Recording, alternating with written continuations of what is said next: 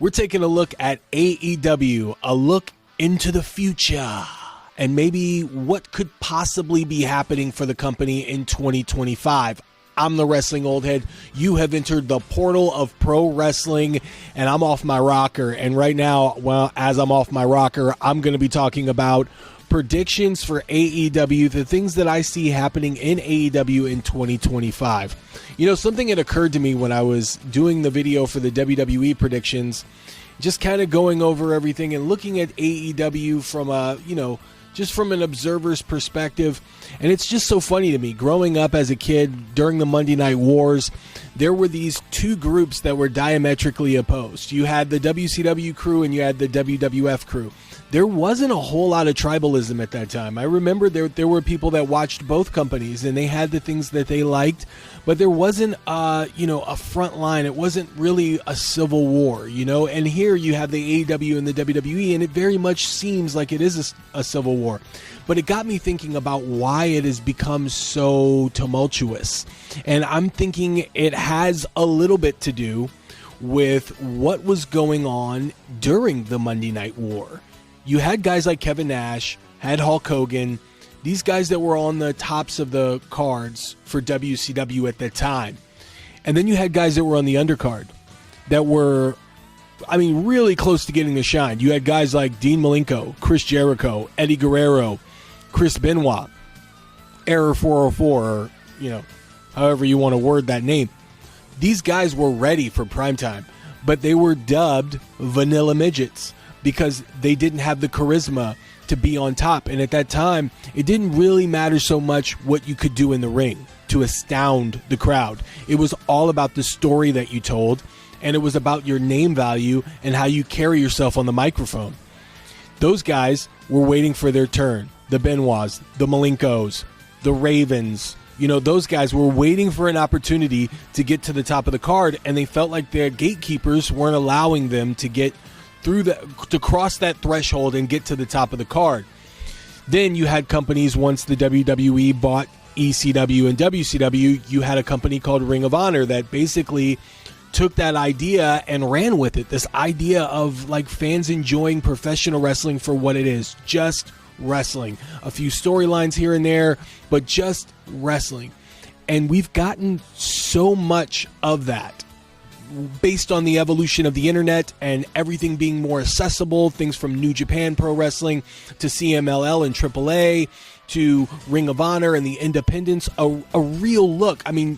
Before that, before the internet, you really had to know somebody who knew somebody on the internet to get tapes, or you had to be close to an RF video pop-up shop that was around where you can purchase videos or have them delivered to your home. It wasn't accessible the way that it is now. So with this mass accessibility of wrestling, if you want a great match, all you have to do is go on YouTube or dailymotion.com, type in a wrestler, and you'll get their full matches and some of the greatest matches that they've ever put on free right there at your fingertips. Because of the over accessibility, now there seems to be a contingency of fans that are going back to wanting what used to be, which was entertainment and storyline driven professional wrestling, where it didn't matter if you could put on a 5-star match. Just tell me a story and let it play out during the match and keep me interested week in and week out on episodic television. And that's sort of where I see things standing now. You've got one group, which is AEW, that is just like they're hanging on to that idea of just wrestling for wrestlers, for wrestling fans all the time. And the most amount of wrestling that you can put on with great athleticism, technical based wrestling, big spots, a lot of hardcore, and just really just enjoying wrestling for what it is. And then you have another group of people that enjoy wrestling and they remember it in a way where it was storyline driven. Give me a reason to care about the wrestlers that are in the ring. Give me a reason to care about why they're fighting and why I should buy into them. And they got to sound good on the microphone. They got to be believable. I'm a little mixed bag. I'm be honest. It's my entire life at this point. Like, I am right in the middle of both of those groups of people, and I understand where both are coming from. And for AEW, I have always seen AEW as a company that is a tale of two companies. You've got their pay-per-views and you've got their television shows. For pay-per-view, they do a phenomenal job with formatting. It is match after match after match after match, and they're all great, and they all knock it out of the park. And I've seen some lineups on paper that are dream cards, and they play out that way when you watch them. I mean, they go on really, really long, but you get your money's worth. You can't deny that you get your money's worth. You probably get like the equivalent of 2 pay-per-views in one show. And the crowd stays with it, and the performers do a great job. And then you got television. And with episodic television, it's a different monster. Putting on match after match just for the sake of match might work for syndication. It might work in closed circuit television at a certain time slot. But for prime time cable television, if you want to increase viewership, if you want to increase the excitement, if you want to increase the fans talking about your product and grabbing them and getting them like interested in the pay-per-views and in the wrestlers, then you need to insert a little drama. You need to insert a little storyline. It does not have to be the equivalent, a one-to-one equivalent of what the WWE puts on. It doesn't have to be a story that's very complex or that looks like it belongs on The Sopranos or looks like it could be on the Yellowstone, where it's a very scripted drama that's put in between these two wrestlers. Sometimes it can be as simple as, if you've ever watched Mid-South or World Class Championship Wrestling or Jim Crockett Promotions, just give us a reason to hate someone and give us a reason to love this guy beating that guy's ass because we hate him so much. It doesn't have to be that simple either, but that's like that's the bare necessity of what you need to grip people on television. Just give us a reason to care, so with AEW, I feel like they have a hard time doing it. This past Wednesday on Dynamite, I thought they did a great job. They had different styles of wrestling where Will Ospreay and Darby Allin, they were able to stand out because there was not a match like it on the card. They had a women's match. They had a six-man tag match. They had a match where it was kind of mat-based with Shelton Benjamin and the Beast Mordos. And then they also allowed those matches to breathe with video packages and hypes and backstage segments so that you can breathe from watching those matches, and it kept the interest going. So now you're getting invested in the pay-per-views and the things that are coming up for the program and for the company alike.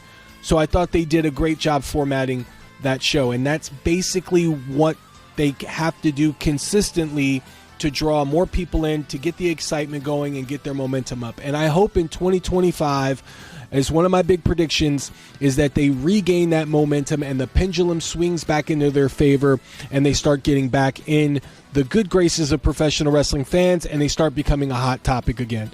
And it doesn't take much. Literally, all it takes is one big moment and they're right back in the driver's seat and they're kicking back up to high gear. So in the year 2025 for AEW, one of the big predictions I see is I believe they're going to have a Hall of Fame. They're going to do an AEW / Ring of Honor Hall of Fame. And I believe by doing this, it's going to provide a little extra layer to maybe their All-In event in Texas. This way, they can bring in a first ballot Hall of Famer in Jeff Jarrett and induct him in Texas in a stadium, and it's a huge deal. Another person that they could bring in and put in the Hall of Fame would be Kevin Von Erich. Kevin Von Erich and his sons have wrestled for AEW and Ring of Honor previously, and I think inducting him and Jeff Jarrett into the first ever AEW / Ring of Honor Hall of Fame would be huge. Another two wrestlers that I would see getting in there would be Sting and Christopher Daniels. Those four would be great first names to be put in the AEW Hall of Fame. Going on their 6th year, I think I don't know when TNA started doing their Hall of Fames, but I think it's okay to start at this point. And it starts to get the excitement going. You start to cater to some of the legends. You could even induct Ric Flair if you still have him under contract.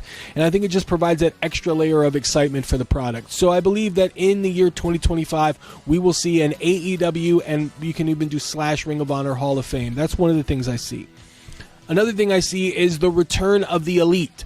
The Elite will get back together. How they get back together and when they get back together, I have no idea. But I believe that the Young Bucks will return, and after some, maybe an animosity, maybe a couple of tag matches where they're opposed to one another, I believe eventually you will see Kenny Omega and the Young Bucks reunite eventually, and they will get back together to thwart the attack of the Death Riders. I believe that's going to be something that kind of will end that story, and I think it's needed. The only person that I can see that really would give Jon Moxley a run for his money that is an AEW original at this point is Kenny Omega. And speaking of Jon Moxley, I believe he will go head-to-head in the beginning of the year 2025 with Adam Copeland. I believe Adam Copeland will return and help the young crew of guys in AEW go against Jon Moxley. So before we get the return of Kenny Omega and the Young Bucks as the Elite, I believe that Adam Copeland will rally the troops and get the young guys to really give it their all against the Death Riders. I think having Adam Copeland and Jon Moxley in the ring doing promo battles and eventually a match, I think will bring a little bit of an added excitement to the product. AEW is hurting for faces right now, top faces on the top of the card, and to add Adam Copeland to the mix, they can't really go wrong. This will give Adam Copeland an opportunity to also be in the mix again with Christian. There's a couple of added layers, a couple of exciting matchup potentials with Hangman Adam Page. There's some great 6-man tag action with Adam Copeland and FTR and the Death Riders. There's just a lot that you can toy with, and it just will bring a little bit more excitement to the product. You need that right now. You need as much publicity as you can get. And eventually I would love to see Adam Copeland align with Christian Cage. Turn on FTR and join up with Christian Cage. I think that would be great, because then you can get FTR and Edge and Christian, which I believe would be a historic tag team match in AEW, and I think it's huge money if they so choose to do that. Now, if Adam Copeland comes back and he immediately turns on FTR, that would be huge. I'm not saying that would happen, but I'll add that to my predictions, that if they were to do something with Adam Cole in that regard, or Adam Copeland, I keep saying Adam Cole, and with Adam Copeland in that regard, I think it would be huge business for them. But right now, they don't need a heel Adam Copeland. Right now, they need a face Adam Copeland, because they are hurting for faces at the top of the card. It seems like everybody is a heel right now, and there's no believable faces in the main event scene. I also believe that there will be a defector from the WWE that goes to the AEW that we know as a top guy. Some of the ideas that I have in my head, I don't know if they will actually happen, because see, the thing with the WWE is they're on a roll, and when they're on a roll and when they're a hot product, most of the big guys, most of the name value guys, they want to stick around. But at some point you can only stick around for so long before you start looking like, man, I'm not getting enough play right now. I'm not getting what is deserved. One of the guys that I think is going to defect would be Cedric Alexander. I believe Cedric Alexander will be in AEW and will probably be a part of the Hurt Syndicate. Another guy that I see going to AEW, and I don't know how this happens, but I feel like he kind of belongs in the system. And I know I'm building this up. I don't think it's going to be a huge thing necessarily, but Apollo Crews, I see being another guy that would show up in AEW. If you get Apollo Crews and Cedric Alexander in AEW, you have an opportunity to have a top card. I mean, Apollo Crews is a main eventer. He can be a main eventer. You just have to use him the right way. And I think he's just getting caught up in just not being used properly or not given an opportunity because there's so much to be put on television and there's just not enough time. I don't blame WWE for not giving him an opportunity, but there's an opportunity for Apollo Crews. So I believe Apollo Crews or Uha Nation and Cedric the Entertainer will be in AEW. And those are the type of guys that need to be in AEW. Not the big name guys like the AJ Styles or, because those guys, when they get lost in the shuffle, it looks really bad. They need some of the guys that WWE is not using properly. Bring them in and use them effectively. I also see AEW's storylines getting thrown up a notch. And the reason why is because of the analytics of their programming now being available, retroactive programming available on Max. Because they'll be on Max, their crew now has access to go back and look at their vast tape library from all these storylines, from all of these matches, so easily accessible, they can do their homework with the push of a button. And those that are smart enough and inclined to do so will then beginning to tie certain storylines from the past into the future and weave them seamlessly through the product. Callbacks, if you will. It'll allow for better video packages. It will allow for better segments. It would allow for more wrestlers to be invested. Another and somewhat interesting prediction for 2025 is that the AEW will finally get a developmental program. In doing the developmental program, they will teach incoming superstars how to work an AEW style and what is expected of them, and hopefully get them an opportunity to find their voice, to find their inner character, to bring that out to the forefront. Wrestlers like Anna Jay, wrestlers like the Private Party, wrestlers like Daniel Garcia, they're just and Hook is another one. They're just a few steps away from finding their voice, finding their character, and really hitting a peak and becoming some of the most popular superstars in AEW. But they need that extra incentive, that extra coaching, that extra help to bring them to that forefront. Now, whether or not they want it is the question, but if they really want it, if they want the top contract, if they want to be household names, they're going to want that tutelage. They're going to want to be with those veteran wrestlers. They're going to want to be in an academy where they can hone their talents and they can work around other people that are striving and trying hard to get up to the top and be the man or the woman, if you will, right? So hopefully in the year 2025 they do that. I predict that they will do that. And my final prediction is that Chris Jericho will retire. He will have a retirement match in AEW in 2025. Huge prediction on my part. I think he's got a long way to go, but I think what's going to happen with Jericho now is once the learning tree has hit its curve and come to an end, maybe a feud with Big Bill, I think Chris Jericho is then going to start talking about mortality and start talking about the end. And I think there's big money in a Chris Jericho retirement tour. I think when you see guys like John Cena come out and talk about retiring, I think it's going to cause Jericho to have a sense of that himself and maybe do a Jericho retirement tour. And I think in doing the Jericho retirement tour, it doesn't mean he's going away for good. It just means that now there's more emphasis and more importance put on his last run. I don't know if he's going to retire in 2025. Maybe it'll be 2026, but I believe the storyline is going to be planted where Jericho might start thinking about hanging it up. And whatever happened to when Billy Gunn did that? Remember, Billy Gunn put his boots in the middle of the ring? They still never focused back on that, and I don't know if he's gotten back in the ring since.